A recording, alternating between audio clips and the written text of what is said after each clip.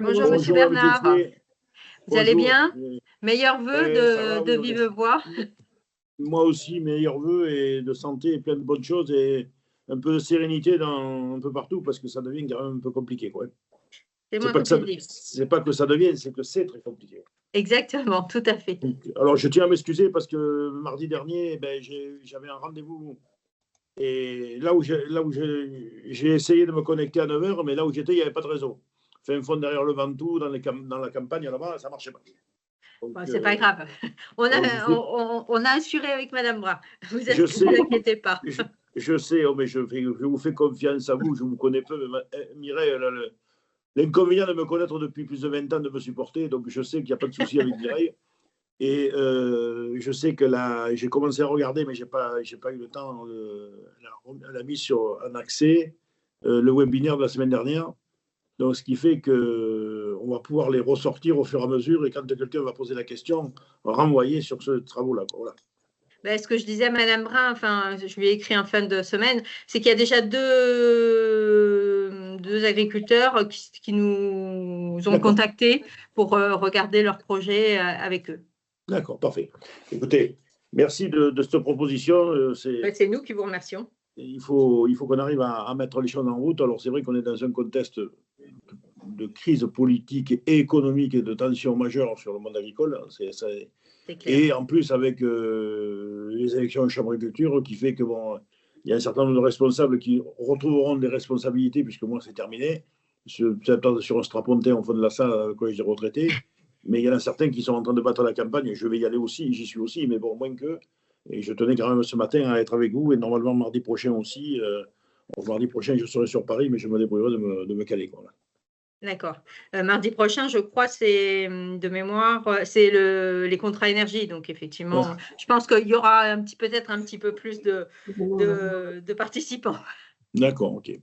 Ben, je vois que parmi les présents, il y a déjà les services de l'État. C'est bien, ils sont là pour le DDT, d'autres personnes que je ne connais pas. Bon, ok. En tout cas, merci à vous et bienvenue à tout le monde. Voilà. Ben, écoutez, merci. J'ai pas mis ma caméra. Pourquoi je ne peux pas mettre ma caméra, moi? Oui, parce que tu es auditeur du webinaire. Mais en revanche, je vais. D'accord, ok. Voilà, c'est bon, c'est bon. Ça y est. Il n'y a pas de souci, mais bon, voilà. Bonjour à toutes et à tous. Ça y est, voilà, ça y est, on vous voit. C'était moi, j'avais pas. Oh, c'est pas important, ça. L'important, c'est qu'on voit le travail qui est présenté. Voilà, ben, écoutez, sur ces quelques mots d'introduction, je vous laisse dérouler. Et en tout cas, moi, je porte un grand intérêt. Je sais que derrière, ça va accrocher. Mais bon, c'est toujours compliqué de faire démarrer les choses. Oui. Je vous propose qu'on attende peut-être encore 2 minutes et moi aussi j'introduirai pour la partie EDF et mes collègues qui vont intervenir. On leur laisse encore 5 minutes pour être là. Hein. Il y avait eu un petit délai. Oui. Un petit quart d'heure provençal comme nous. Ah, c'est incontournable. Incontournable.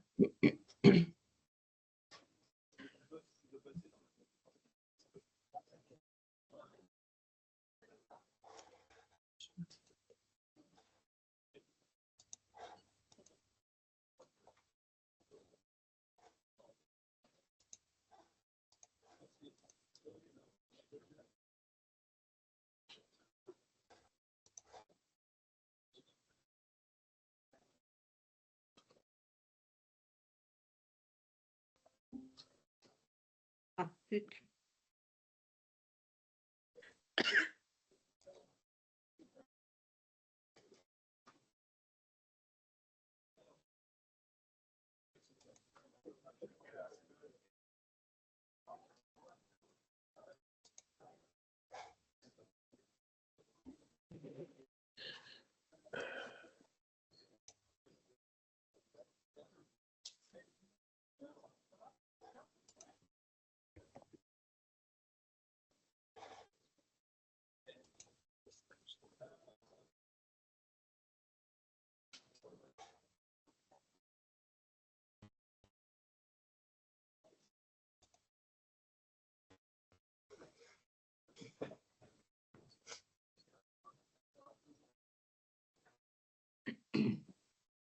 On va peut-être commencer, Madame Brun, qu'est-ce que vous en Oui, pensez? oui, je pense qu'on a le nombre d'inscrits et on peut donc commencer. D'accord. En tout cas, moi, je voulais d'abord vous remercier, Monsieur Bernard, Madame Brun, pour l'organisation de ce webinaire. Moi, je voudrais revenir un petit peu sur les raisons de l'organisation de ces webinaires hein, face à un réchauffement climatique et à ses conséquences. On parle aujourd'hui de plus 3 degrés, hein, donc c'est pas négligeable. Il est donc urgent de réduire les émissions de gaz à effet de serre hein, pour parvenir à la neutralité carbone fixée par les pouvoirs publics en 2050. Et cette réduction des gaz à effet de serre passe impérativement et massivement par l'utilisation et la substitution des énergies fossiles par l'électricité. On parle de 150 TWh de demande d'électricité additionnelle à horizon 2035 en France, donc c'est considérable. Et puis aujourd'hui, toutes les conditions sont réunies pour accélérer la décarbonation des différents secteurs par le développement des usages électriques. Hein. La production électrique en France est revenue non seulement à son niveau d'avant-crise, mais elle est excédentaire. Hein. On a exporté en 2024 90 TWh environ. Les prix de marché de l'électricité en France sont à nouveau parmi les plus compétitifs d'Europe à court et à moyen terme. Donc, en 3 mots, une électricité disponible, compétitive et décarbonée. Parallèlement, bien sûr, le groupe EDF entend poursuivre son action auprès de ses clients pour réduire la consommation d'énergie en accompagnant les efforts de la sobriété et de l'efficacité énergétique de ses clients. Je sais que dans l'agriculture, l'énergie n'est pas le premier levier de décarbonation, mais néanmoins, il y contribue. Et peut-être il est peut-être plus simple. Donc, c'est dans ce cadre que nous nous retrouvons aujourd'hui, dans le cadre du partenariat qu'on a entre nous. Et l'objectif, donc, c'est autour de 7 webinaires, dont un est déjà passé, mais dont l'enregistrement est disponible sur la chaîne YouTube de la Chambre d'agriculture. Donc, 7 webinaires, l'aide à l'efficacité énergétique, les C2E, et les CPB pour tout ce qui est production de biométhane. Aujourd'hui, donc, on se retrouve pour l'électricité la moins chère et celle qu'on ne consomme pas, quelle solution? Donc, efficacité énergétique, froid, chaud, moteur vitesse variable. On aura la semaine prochaine le marché de l'énergie, où on en est. Marché de l'énergie, les perspectives, les contrats. Ensuite, on parlera d'efficacité énergétique pilotée, réduire, sécuriser son alimentation. Enfin, en tout début février, on parlera de produire son énergie avec tout ce qui est photovoltaïque, hein, bâtiment, ombrière, agri-PV, mais également petite hydraulique. Et puis en février, on reparlera d'hydraulique, la grosse hydraulique et des relations de l'agriculture avec la grosse hydraulique d'EDF. Voilà, donc il me reste, avant qu'on démarre, à vous présenter donc Dalkia Froid Solutions, donc qui va intervenir aujourd'hui en la présence de Gaëlle Picard, qui va se présenter, ainsi que ses équipes qui, je crois, nous ont rejoints. Et elle va vous expliquer un petit peu tout ce qu'on est capable de proposer justement sur le froid, le chaud, le moteur à vitesse variable, stockage, etc. pour vous accompagner, pour faire des économies d'énergie. Et qui dit économie d'énergie dit diminution de facture. Voilà Gaëlle, je te laisse la parole. Oui. Bonjour à tous, donc Gaëlle Picard, donc je suis la directrice du marché, ce qu'on appelle le marché industrie au sein de Dalkia Froid Solutions. Industrie et agriculture sont dans le même domaine chez nous. Il y a 3 domaines du froid, c'est-à-dire le tertiaire, le froid commercial, donc tout ce qui est grande et moyenne surface, et ce qui nous intéresse aujourd'hui, l'industrie et l'agriculture. Aujourd'hui, il y a également présent quelqu'un. Donc moi, je suis sur le territoire national. Je suis basée sur Angers au siège de Dalkia Froid Solutions. Il y a un local de l'étape qui est Thomas Vivienze, donc qui est le commercial du secteur. Je ne sais pas si Thomas avait un problème de micro. Est-ce que c'est revenu? Thomas, est-ce que tu nous entends et que tu veux dire c'est normal qu'il n'a pas accès au micro parce qu'il était parmi les participants. Il n'aura pas du tout accès ou il a un peu accès? Non, on va pouvoir le débloquer. On va pouvoir le débloquer. Super. Ok, parfait. Ouais. Juste pour qu'il peut-être se présente et puis après, il interviendra également avec moi pendant la présentation. Alors Thomas, si Thomas, tu est-ce que peux… Ah, c'est tout bon, j'arrivais pas à activer mon micro, vous m'entendez? Bonjour. Oui, c'est parfait. On vous entend. Bonjour. Alors, présente-toi peut-être rapidement. Oui, tout à fait, bonjour. Alors moi, je suis Monsieur Vivenzio, je suis le commercial marché industrie du secteur Méditerranée. Donc, je travaille sous la responsabilité de Gaël Picard et donc je m'occupe de développer les parties travaux et la partie maintenance, surtout la partie industrie. Ok, parfait. Je voulais vous présenter, donc on va faire une petite présentation pour justement présenter en détail sur notre spécialité et présenter un peu d'Alcafra Solutions. Alors, je vais partager la présentation. Paf. Je précise que les personnes qui souhaitent intervenir peuvent le faire via le chat, via la conversation, ou comme on n'est pas très nombreux, s'ils souhaitent intervenir à l'oral, qu'ils lèvent la main avec la petite icône lever la main, et je leur ouvrirai le micro. Ok, parfait. Donc aujourd'hui, ce qui nous intéresse, c'est comment vous accompagner, vous qui êtes au cœur de l'agriculture, sur tout ce qui est énergétique et consommation énergétique, décarbonation. Et on sait tous que l'énergie la moins chère est bien sûr celle qu'on ne consomme pas, mais maîtriser ces énergies, c'est un peu le défi actuel. Donc, tout d'abord, la décarbonation, c'est quand même un enjeu clé aujourd'hui. L'urgence climatique est un enjeu collectif et chacun peut agir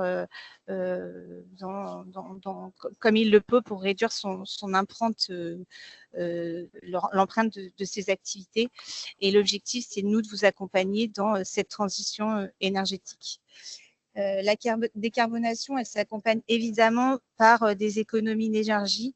Réduire ses consommations reste un enjeu pour tout le monde, aussi bien pour la facture énergétique que pour l'empreinte de l'empreinte carbone, l'énergie qui n'est pas consommée aura aussi un enjeu sur la décarbonation. Donc, comme on vient de le dire, les principaux enjeux de l'agriculture française, c'est d'abord les coûts énergétiques. On sait que les prix de l'énergie ont un impact important sur toute la rentabilité et sur vos coûts d'exploitation. Donc, il faut vous accompagner à la fois sur la maîtrise de ces coûts et donc sur la consommation énergétique. Ensuite, le deuxième enjeu de l'agriculture française, c'est cette dépendance aux énergies fossiles, et c'est voir comment on peut vous accompagner sur le changement et sur la réduction de ces énergies fossiles qui ont un impact sur le climat.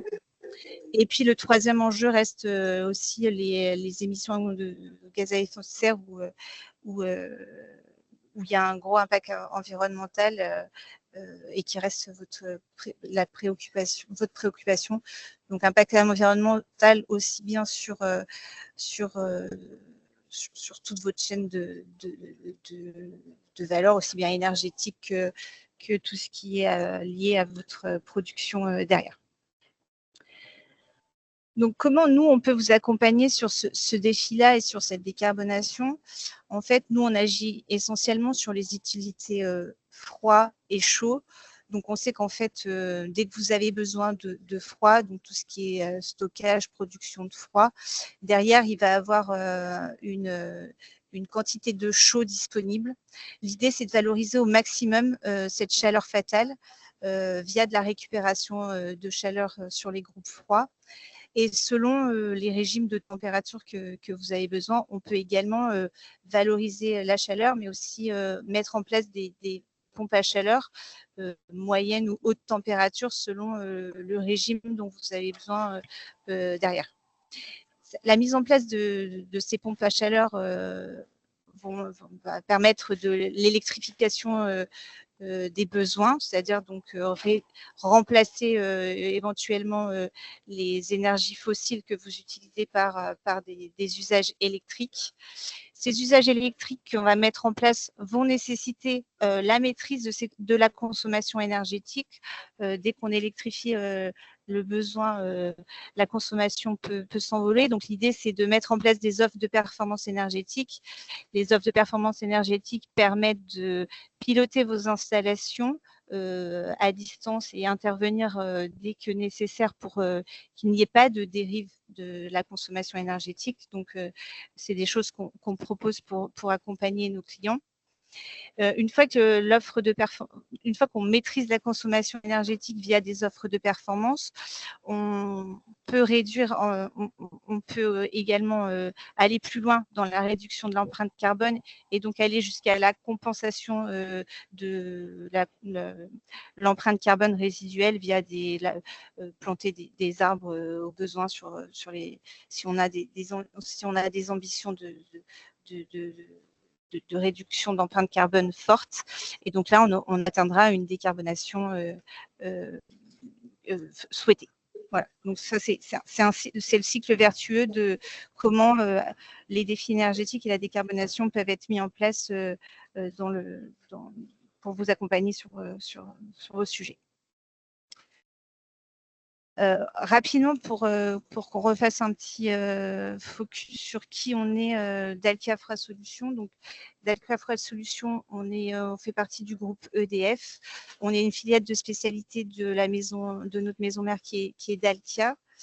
Notre chiffre d'affaires en 2023 représentait 221 millions d'euros.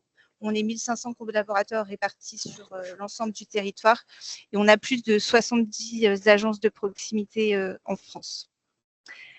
Nos métiers sont orientés sur tout ce qui est froid, aussi bien froid industriel que froid commercial. On intervient aussi bien sur du stockage de fruits et légumes, du process agroalimentaire et tout ce qui est lié au process industriel. On intervient également sur tout ce qui est rafraîchissement, traitement d'air, chauffage, aussi bien sur l'industrie que sur tout ce qui est tertiaire. On a aussi une petite filiale, des activités qui sont liées à tout ce qui est process boulangerie et cuisine professionnelle, c'est pour répondre à l'ensemble de la chaîne de valeur sur tout ce qui est grande et moyenne surface. Rapidement, alors je vais peut-être laisser Thomas, le local de l'État, présenter la région méditerranéenne sur laquelle on est présent. On a fait un petit focus sur les agences. Thomas, si tu veux peut-être présenter, ce sera plus… Est-ce que les 6 agences de proximité sur le territoire méditerranéen? Voilà, donc là, à l'écran, vous voyez notre maillage sur l'ensemble de la région. Aujourd'hui, nous, la région, elle est séparée en 2 plaques. La première plaque, on peut l'appeler la plaque PACA, et la deuxième plaque qui représente l'ouest de la région, qui prend la région de Montpellier. Donc, sur cette région, donc, on a 6 agences. L'agence, on va dire, mère, c'est l'agence d'Avignon, qui est basée plus particulièrement à Sarrian. Où sont basés, on va dire, les services transverses dans les travaux. Et puis après, on s'appuie sur des agences de proximité, donc Vitrolles, Brignoles, Montpellier, Béziers et Perpignan. Au total, donc, c'est à peu près 90 personnes sur la région, dont 50 techniciens sur le terrain. D'accord. Ok, super, merci Thomas. Notre organisation, rapidement, c'est pour vous… rapidement avoir en tête. Nous, on est organisé en 3 filières. Tout ce qui est direction commerciale, la direction des grands projets et la direction des opérations. L'idée, c'est que ces 3 filières en parallèle, il y a un interlocuteur commercial qui draine l'ensemble des sujets, aussi bien exploitation que grands projets, et tout est travaillé de concert pour accompagner le client dans l'ensemble de ces sujets, travaux et ensuite exploitation, conduite de son installation, et maintenance. En parallèle, on a bien évidemment des services supports qui sont en support de ces 3 filières opérationnelles, tout ce qui est ressources humaines, achats, logistique, DSI et marketing et communication. Comme j'ai précisé, on est adossé au groupe EDF, on est filiale de spécialité du groupe Dalkia, comme précisé plus haut.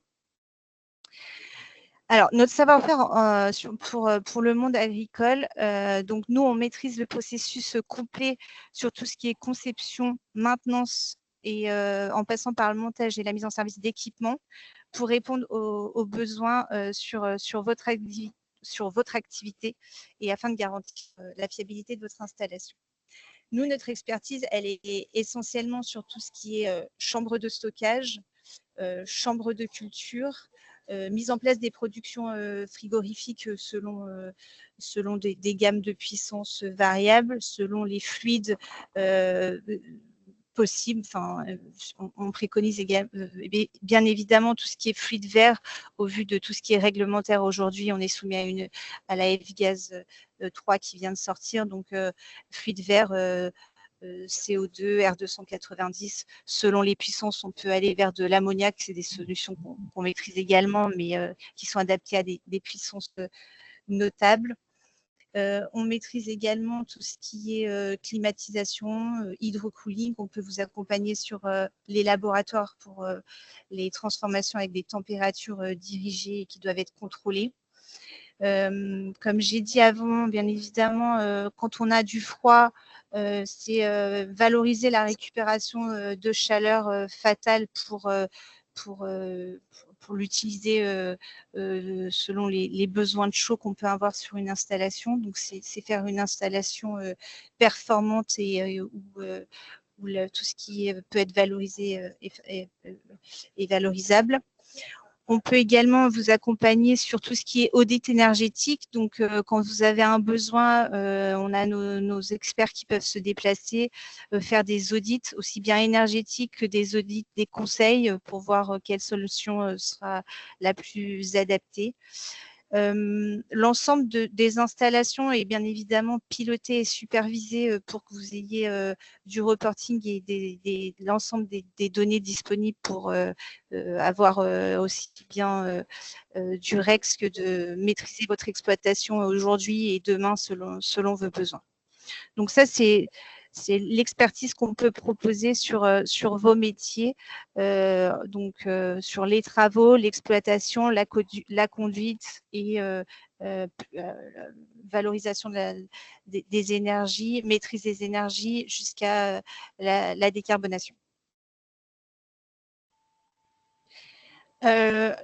Il nous a semblé important de faire un petit focus sur les pompes à chaleur qui sont des systèmes thermodynamiques au service de la décarbonation. En fait, notre expertise qu'on a depuis un certain nombre d'années sur le froid, sur les systèmes thermodynamiques, on les a mis au service aujourd'hui de tout ce qui est pompe à chaleur dans des gammes de températures variables. Donc, en fait, l'idée, c'est de pouvoir vous accompagner sur des conceptions sur mesure.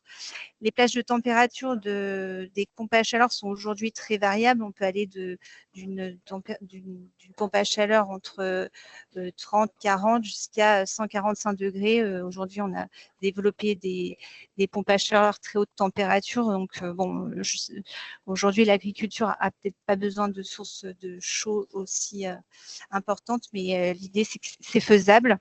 On a des très hautes performances énergétiques sur ce type de pompe à chaleur. On utilise essentiellement, comme j'ai dit tout à l'heure, des fluides naturels, tout ce qui est ammoniac, CO2, R290 pour répondre aux problématiques actuelles. Ces équipements peuvent être, et ça c'est important, mis aussi bien en salle des machines, donc mais là, ça nécessite un bâti béton et donc des investissements considérables.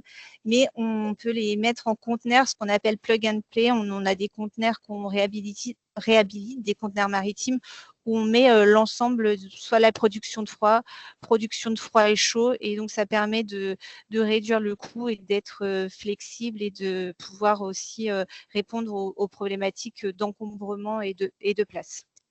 L'ensemble, l'idée, c'est de bien sûr avoir un coût global optimisé et selon le budget que vous pouvez avoir. Pour être un peu plus parlant, l'idée, c'est de voir en fait toutes ces technologies de pompe à chaleur, comment elles se répartissent selon les niveaux de température. Donc, jusqu'à 55 degrés, c'est évidemment de la récupération de chaleur classique. Dès qu'on passe au-dessus de 55 degrés, on peut avoir des pompes à chaleur classiques constructeurs avec différents fluides. Et ensuite, dès qu'on a besoin de température au-dessus de 85-90 degrés, on a différentes packs industriels qu'on peut concevoir sur mesure selon les températures. Puis bon, dans un autre registre, à aussi faire appel à tout ce qui est compresseur de mécanique de vapeur, mais ça vous êtes un petit peu moins concerné côté agriculture, c'est plutôt côté industrie agroalimentaire. Ce qu'il faut savoir aujourd'hui en agriculture, on a quand même donc plus de 750 clients. Ça représente 14 millions en chiffre d'affaires en 2023. Et on a plus de 120 CPE. Alors, tout ce qui est CPE, c'est contrats de performance énergétique qui sont en exploitation. On accompagne nos clients dans la maîtrise de leur consommation énergétique via des contrats de performance énergétique. Donc, c'est des contrats d'exploitation liés à du pilotage et de la conduite d'installation pour viser la maîtrise de des consommations énergétiques, donc garantir une performance et viser même une surperformance pour viser la diminution de la facture énergétique. Donc là, on a listé quelques clients qui nous ont fait confiance. J'ai ensuite présenté donc deux références. Alors, une qui est située sur Avignon et une qui est située dans le 49. Est-ce que Thomas, tu veux présenter la IQF Avignon, ce qui a été fait, ou tu préfères que… Ouais, tout à fait, pas de souci. Donc, IQF, c'est un transformateur de légumes. Donc, il achète ses légumes et il est sur gel. C'est dans ce cadre-là que nous avons été consultés. C'était pour une reprise totale de son système de surgélation. Au niveau des contraintes, donc, ce qui a été très important pour le client, c'est d'avoir une rupture d'activité la plus minime possible. Et donc, c'est là que les solutions conteneurisées que Madame Picard vous parlait tout à l'heure, elles ont tout leur intérêt parce qu'on avait, nous, travaillé donc à notre siège à Angers toute la production. Il y a bien évidemment du travail qui avait été fait aussi sur les réseaux chez le client en amont. Et on a réussi donc à raccorder la production en moins d'une semaine, et le client, lui, n'a pas vu sa production interrompue plus que ce qu'il fait d'habitude. Donc, on a repris toutes les installations, on a changé les batteries du surgélateur avec donc un groupe froid ou un 2, 3, 4, donc avec un GWP très faible et qui s'inscrit pleinement dans la transition des fluides. On a aussi réalisé de la récupération de chaleur fatale liée à la production, avec des régimes de température entre 28 et 35, utilisés du coup pour le dégivrage du surgélateur, et ce qui a permis aux clients de diminuer nettement ses consommations électriques, parce qu'avant, tout était fait via des résistances électriques, et il y a aussi un gain de temps, parce qu'après, ils faisaient ça un dégivrage de manière naturelle.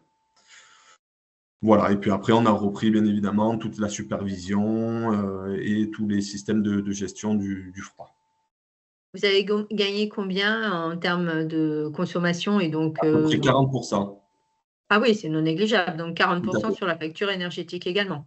Donc, il y a eu 40% sur la facture liée au surgélateur, mais il y a eu aussi un gain de production du client via les performances du surgélateur qui étaient meilleures d'à peu près 20%.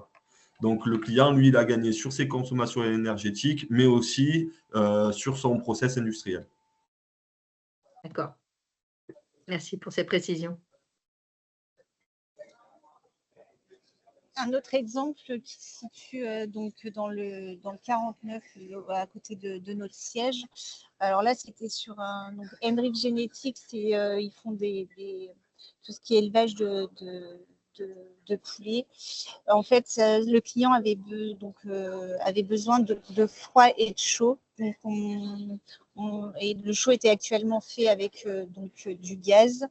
L'idée, c'était de valoriser la chaleur fatale du refroidisseur, du froid, pardon, et donc en mettant en place un refroidisseur au 134A, donc avec un GWP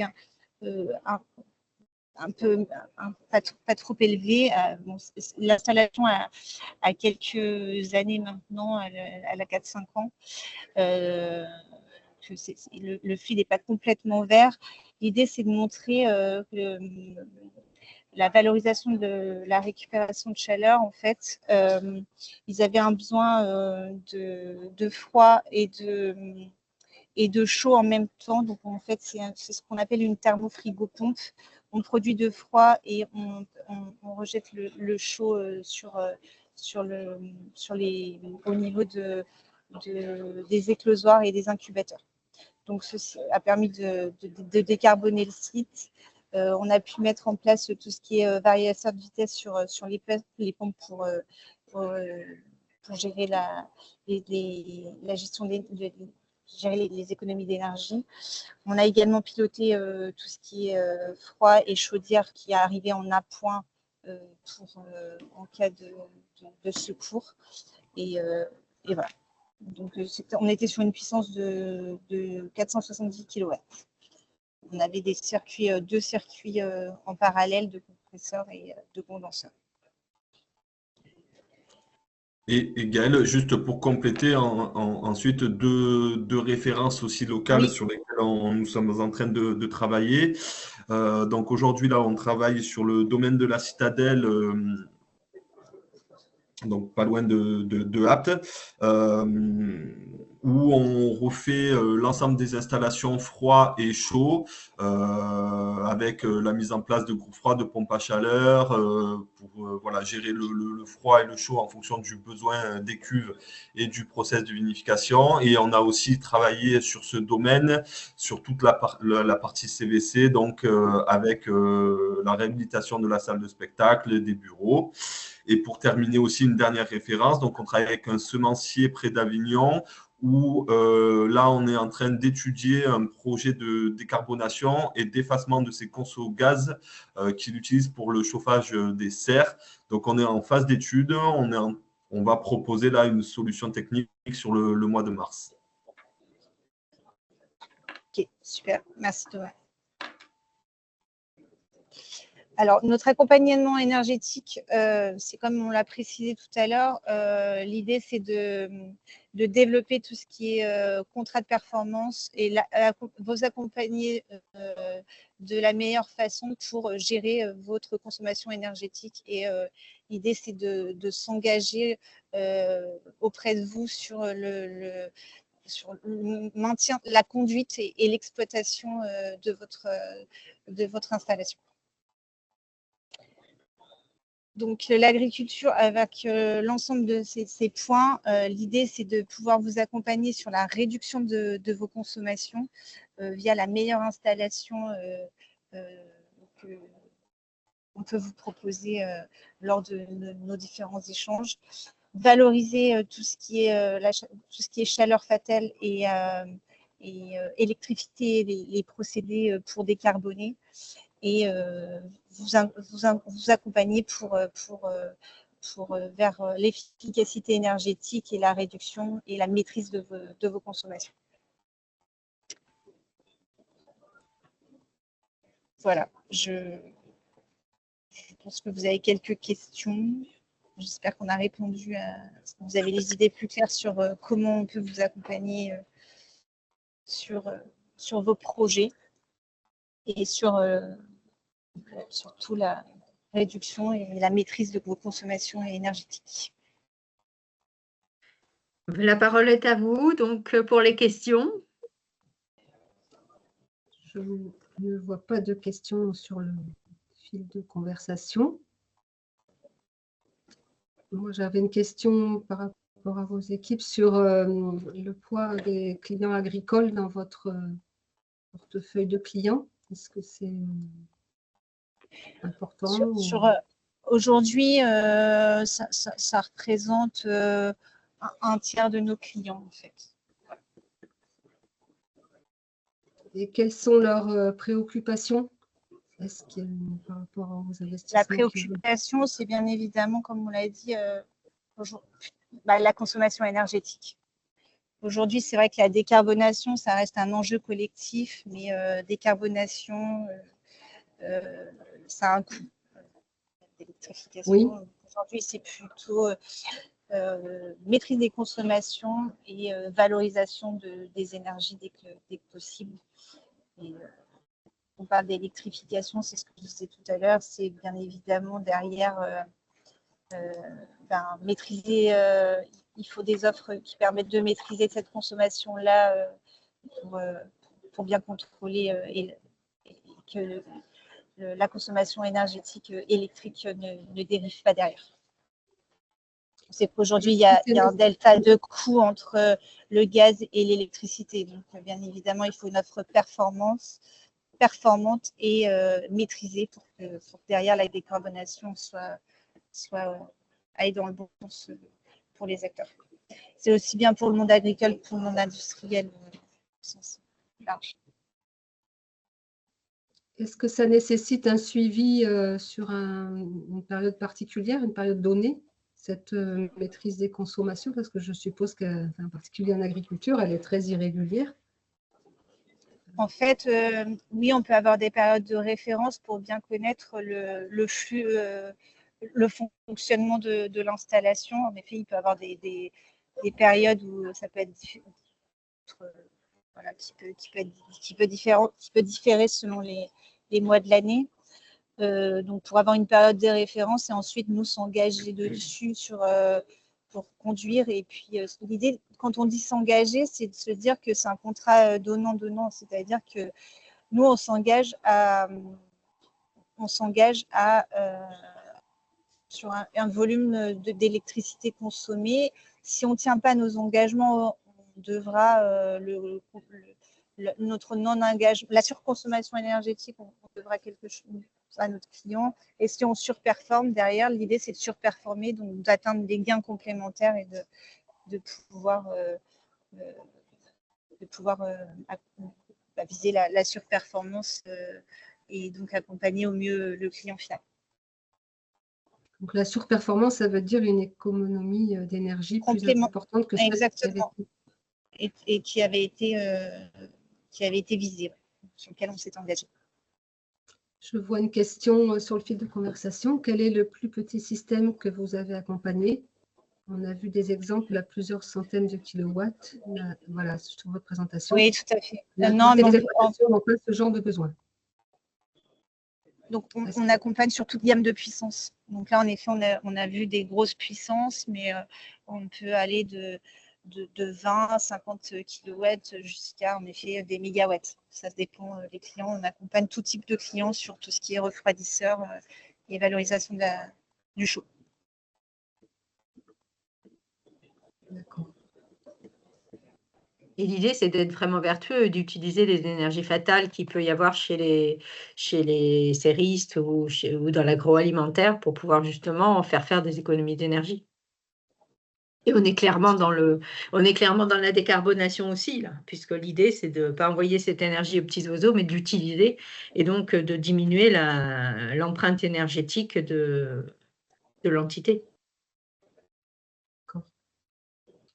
Et je voulais rappeler également, pour faire un lien avec le webinaire qu'on a eu la semaine dernière sur les certificats d'économie d'énergie.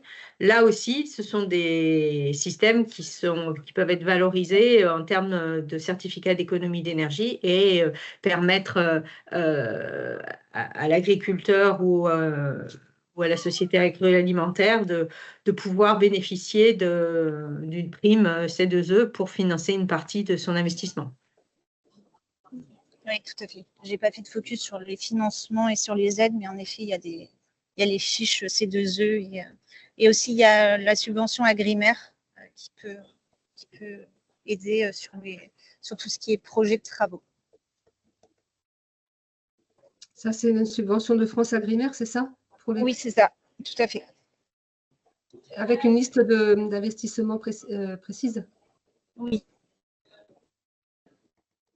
Et là, vous intervenez en cofinancement de cette aide? Non, en accompagnement sur le montage des dossiers. Ah oui, d'accord.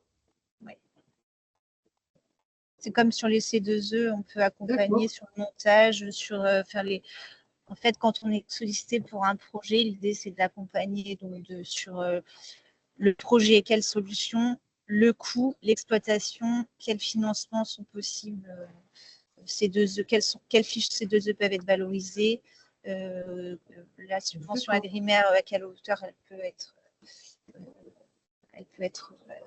Finalement, dès qu'un exploitant agricole ou une entreprise, une coopérative a un projet d'investissement dans un matériel qui consomme de l'énergie, il a tout intérêt à vous contacter pour avoir une vision globale ouais, tout à fait, sur une vision globale de son projet.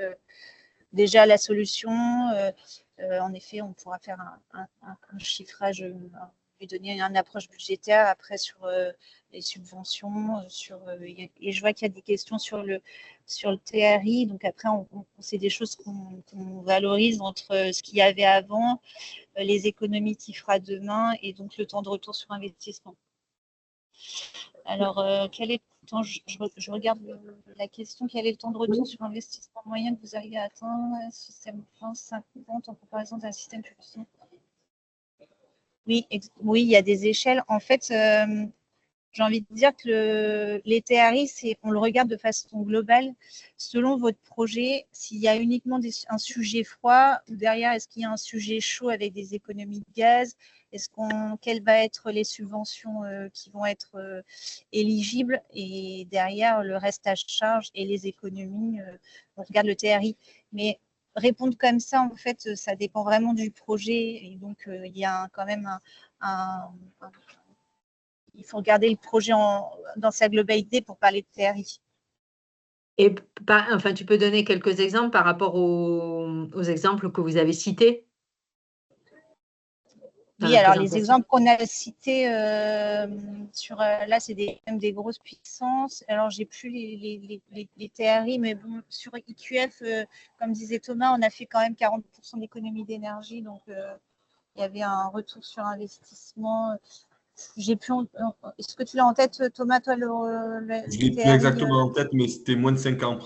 Ouais, c'est ce qui me semble, ce que j'allais dire, entre 4 et 5 ans. Au vu des consos et du gain de productivité qui rentre aussi dans le TRI, on avait un TRI assez court.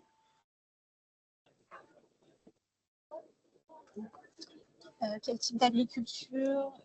Oui, je vois une autre question. Quel type d'agriculture vous accompagnez principalement? Viticulture, élevage? Ouais. Alors, on accompagne essentiellement tout ce qui est viniculture. On accompagne tout ce qui est stockage de pommes, stockage de pommes de terre, et essentiellement du stockage et viniculture et agroalimentaire, petit agroalimentaire. Voilà. Donc, viticulture, c'est les caves, tout le matériel. Oui, de cave, tout ce qui est oui, tout à fait. Oui. Cave et petit domaine aussi. Ouais. Petit domaine. Tout à fait. Tout petit. Et stockage, je suppose, fruits et légumes, tout à fait. Ouais. Est-ce que vous... Alors, si on a parlé de froid et chaud, je ne me suis peut-être pas présentée aux collègues des services d'EDF. Moi, je suis chargée de mission gestion de l'eau, donc pas trop. Ah oui. D'accord. En revanche, je travaille beaucoup avec les réseaux d'irrigation qui utilisent des stations de pompage électrique. Je pense que ce sujet les concerne un petit peu moins, mais ils ont quand même des consommations d'énergie très importantes et surtout très, très variables d'une année à l'autre, en fonction des besoins en eau, bien sûr, des cultures. Oui. Est-ce que vous pouvez apporter aussi un conseil sur cette consommation d'énergie? Oui, on peut regarder. Alors, oui, on peut apporter un conseil là-dessus. Nous, on est quand même plus orienté sur tout ce qui est froid et stockage et rafraîchissement. Après, l'irrigation, c'est un peu à part. Après, il y a du système de pompage, des choses comme ça. Donc on pourrait regarder, mais c'est quand même pas notre cœur de métier. D'accord.